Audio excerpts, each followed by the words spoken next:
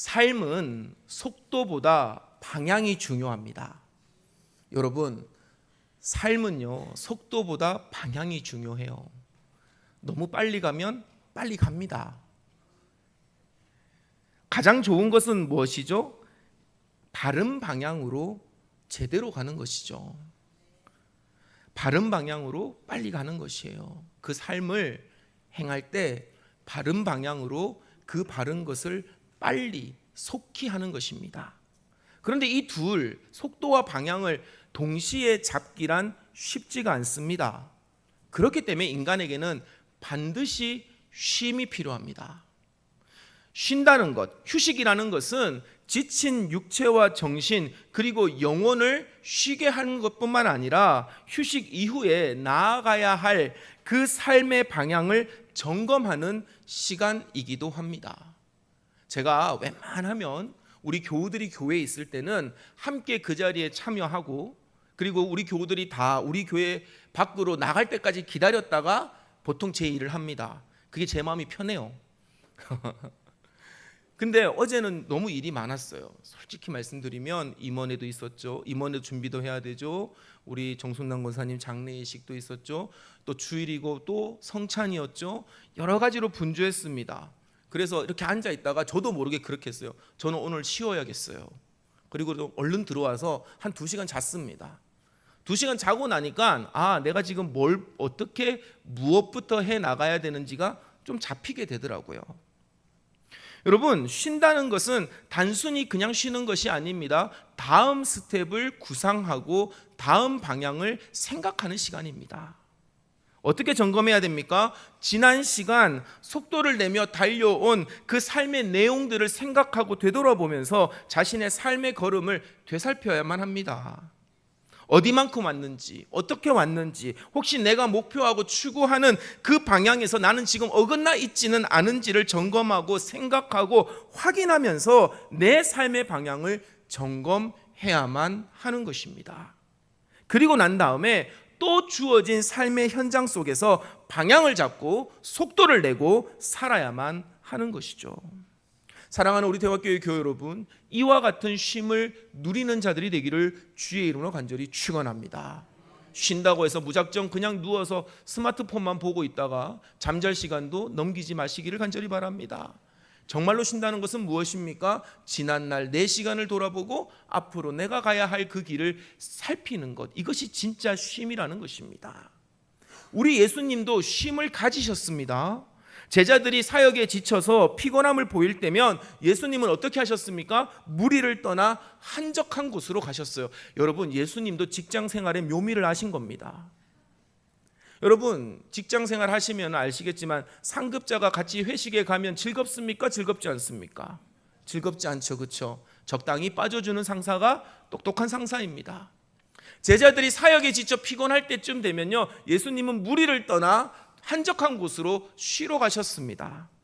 그곳에서 제자들은 잠을 자거나 자기들끼리 수다를 떨거나 혹은 누가 높은 자인지를 두고 다투었지만 예수님은 그 자리에서 떠나서 어떻게 하셨습니까? 예수님은 기도하셨습니다. 예수님에게 있어서 기도가 쉼이었던 것입니다. 사랑하는 우리 대화교회 교회 여러분, 기도가 여러분의 쉼이 되기를 주의 이름으로 간절히 축원합니다. 기도가 쉼이 되면 기도의 자리에 안 나올 이유가 없습니다. 사역에 지친 정신과 육신을 쉬면서 한편으로는 하나님과의 영혼의 대화를 마음껏 나누면서 자신의 사역의 방향성이 아버지 하나님께로 올바르게 향해 있는지를 늘 언제나 살피셨던 그 주님의 휴식을 본받는 저와 여러분이 되어야만 합니다. 오늘 본문을 봅시다. 본문 21절은 이렇게 시작합니다. 출애굽기 여러분 21절 말씀 함께 읽어보겠습니다. 21절 함께 읽습니다. 시작. 너는 엿새 동안 일하고 일곱째 날에는 쉴지니 밭갈 때나 거둘 때에도 쉴지며. 아멘. 오늘 읽은 이 본문 21절을 보면 하나님은 6날은 일하고 일곱째 날은 쉬라고 하십니다. 왜 쉬라고 하시는 걸까요? 우리가 힘들어서 쉬라고 하시는 것일까요? 만약에 그렇다면 우리는 하루만 쉬어서는 안 됩니다. 틈틈이 쉬어야만 합니다. 주말도 쉬어야 되고 밥 먹고도 누워야 되고, 여러분, 우리는 틈틈이 쉬어야 돼요. 하나님이 하루를 온전히 쉬라고 하시는 것은 단순히 우리가 힘들기 때문에 하루를 쉬라는 것이 아닙니다. 그날만큼은 온전히 하나님을 생각하라는 것입니다.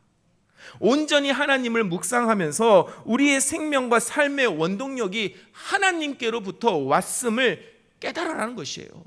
그것을 깨닫게 될 때 너희의 영혼이 쉼을 얻고 너희의 육신이 평안하다고 말씀하시는 것입니다.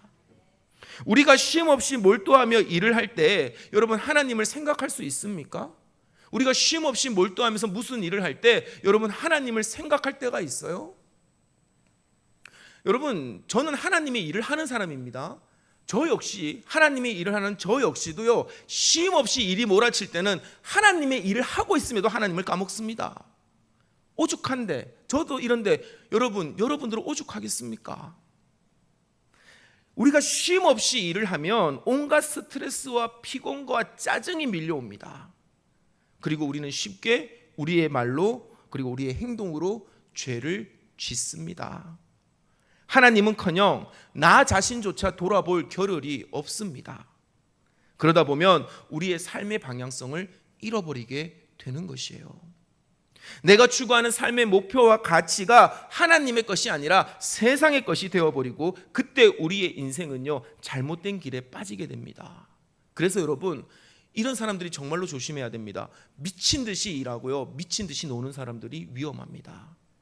왜 그렇습니까? 자기 일에 대한 보상을 받기 위해서 그런 사람들은요, 아주 음란한 것과 쾌락에 빠질 확률이 높기 때문에 그렇습니다. 사랑하는 우리 대화교회 교회 여러분, 저와 여러분이 일을 함에 있어서도 6날은 열심히 일하지만 하루만큼은 하나님을 생각하며 우리의 삶의 길을 되돌아보고 우리가 나아가야 될 길을 온전히 바르게 나아가게 되기를 우리 주 예수 그리스도의 이름으로 간절히 축원합니다.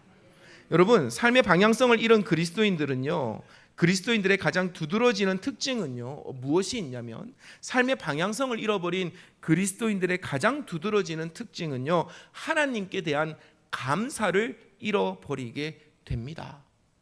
여러분, 일 열심히 하는 사람들 있죠. 일 열심히 하는 사람들 중에서 여러분, 많은 사람들의 드러나는 모습들이 뭡니까? 짜증도 잘 내고 예민하고, 그렇죠. 그런데 이런 사람들의 공통된 특징이 있어요. 감사가 없습니다. 대신 자기가 한 일을 알아주기만을 바라요. 여러분, 우리가요, 하나님의 일을 하면서 또 우리가 하나님의 백성으로 살아가면서 적절한 쉼 없이 하나님을 향한 온전한 삶의 방향성을 잃어버리게 되면 우리는 감사를 잃어버리게 되는데, 어떤 감사를 잃어버리게 되는 것입니까? 내가 살아있음에 대한 감사를 잃어버리게 되는 것입니다. 나를 위해 죽으시고 나를 위해 부활하신 예수 그리스도의 십자가의 구원에 대한 감사와 감격을 잃어버리게 되는 것이에요. 그래서 우리 하나님은 쉼 없이 달려가는 우리에게 브레이크를 걸어 주십니다. 하루를 온전히 쉬어라. 그리고 나를 기억하여라. 하루를 통해 내 삶을 되돌아보면 그 삶이 은혜였음을, 그 삶이 하나님이 기가 막히게 드라이브 하셨음을, 이끌어 오셨음을 우리는 깨닫게 되는 것입니다. 그때 비로소 우리의 입술에서 무엇이 터져 나옵니까? 하나님 감사합니다. 감사가 터져 나오게 되는 것이에요.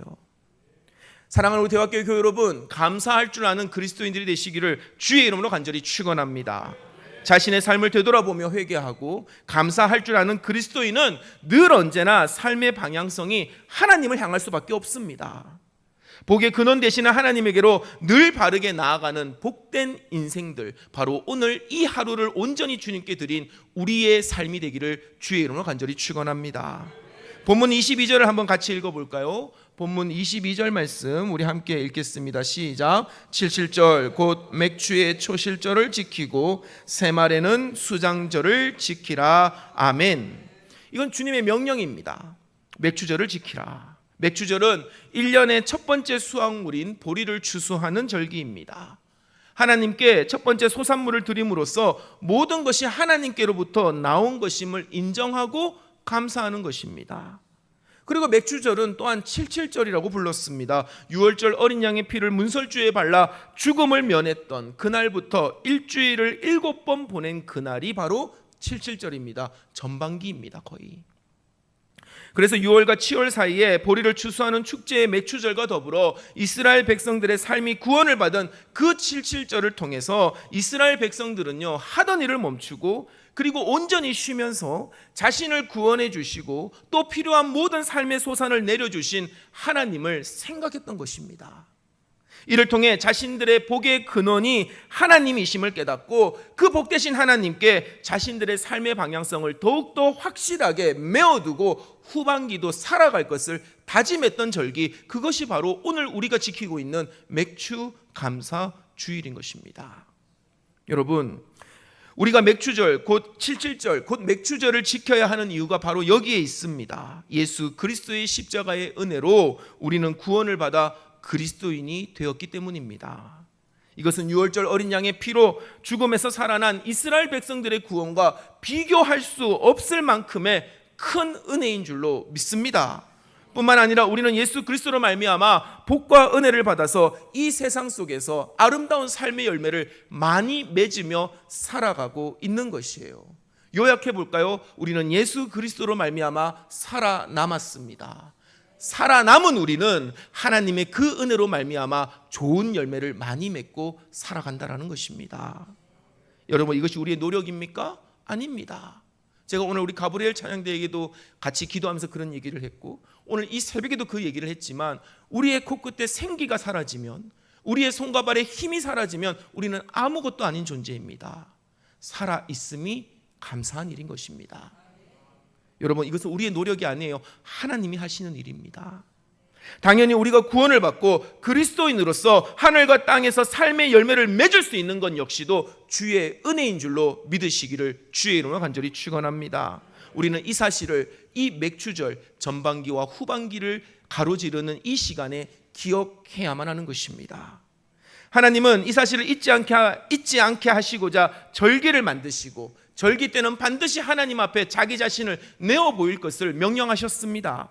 여러분, 왜 그렇게 했을까요? 인간은 교만합니다. 인간은 연약합니다. 그렇기 때문에 하나님의 은혜를요 수시로 잊어버리기 때문에 하나님은 이 절기들을 통해서 살려주신 구세주 예수 그리스도의 은혜를 깨닫게 하시고 그 은혜 속에서 바른 방향으로 살아가도록 하는 성령의 능력을 우리에게 부어주시는 것입니다. 그러니 여러분, 절기 잘 지켜야 됩니다. 우리가 절기를 그냥 넘어가게 되잖아요. 우리는 교만하고 우리는 연약해서 내가 잘나서 내가 지금까지 잘 산 줄 아는 것입니다. 아니죠. 하나님의 은혜입니다. 하나님은 그 사실을 상기시켜 주시고자 절기를 지키라고 우리에게 말씀하시는 것이에요. 그러니 사랑하는 우리 대화교회 교회 여러분, 절기 때마다 우리에게 은혜를 베풀어 주시는 하나님을 기억합시다.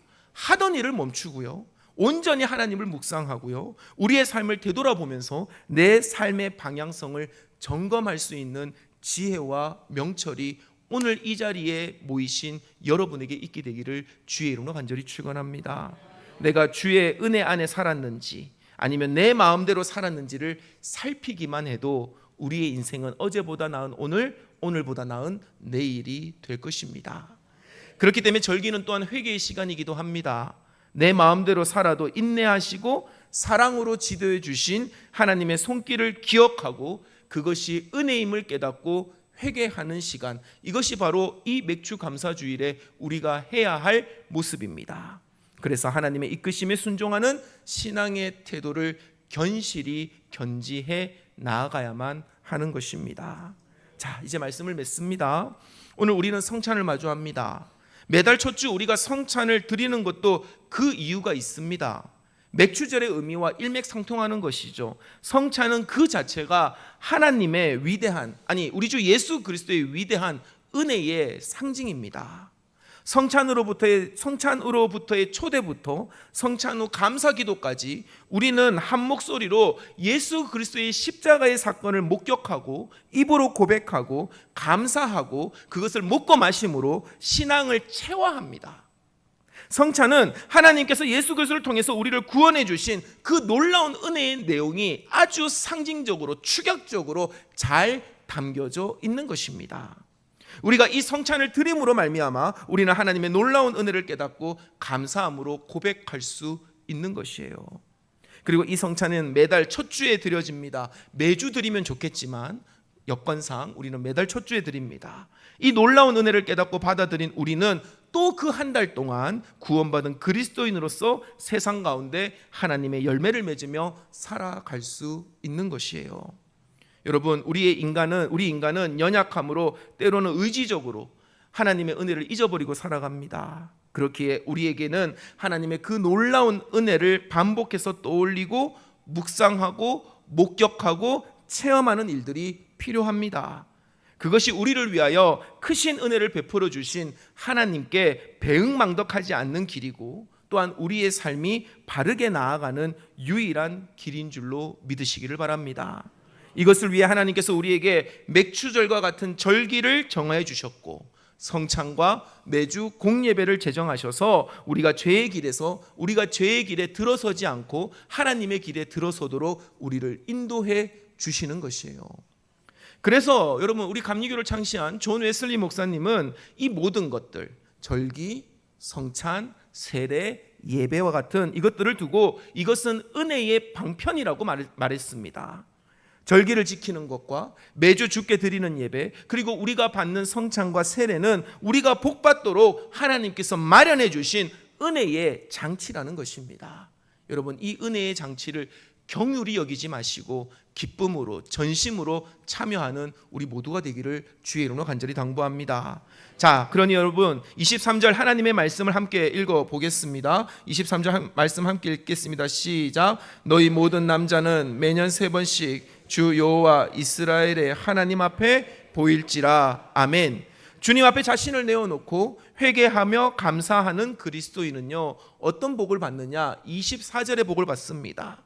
24절과 같은 하나님의 보호하심과 은혜 가운데 머물게 됨을 기억하시기를 바랍니다. 그들이 주님 앞에 자신을 보이러 나갈 때 하나님께서 그들의 소유와 그들의 토지를 지켜주신다라는 것입니다. 여러분이 하나님을 전심으로 섬기고 여러분이 하나님 앞에 전심으로 감사하며 여러분들의 지난날의 삶을 회개하고 여러분들의 앞으로의 삶을 은혜로 감사하며 결단하며 나아갈 때 하나님은 여러분의 가정과 가문과 여러분의 모든 물질과 여러분의 모든 소유한 것을 지켜주실 줄로 믿으시기를 주의 이름으로 간절히 축원합니다. 그러니 여러분 매주마다 절기마다 그리고 성찬 때마다 여러분 하나님 앞에 우리 자신을 내어 보이는 일에 최선을 다합시다. 삶의 방향성을 바로잡고 복된 인생을 살아갈 수 있게 되기를, 그래서 하나님이 우리에게 약속하신 이 모든 좋은 것을 온전히 누리는 우리 대화교회 교우들이 다 되시기를 우리 주 예수 그리스도의 이름으로 간절히 축원합니다. 아멘.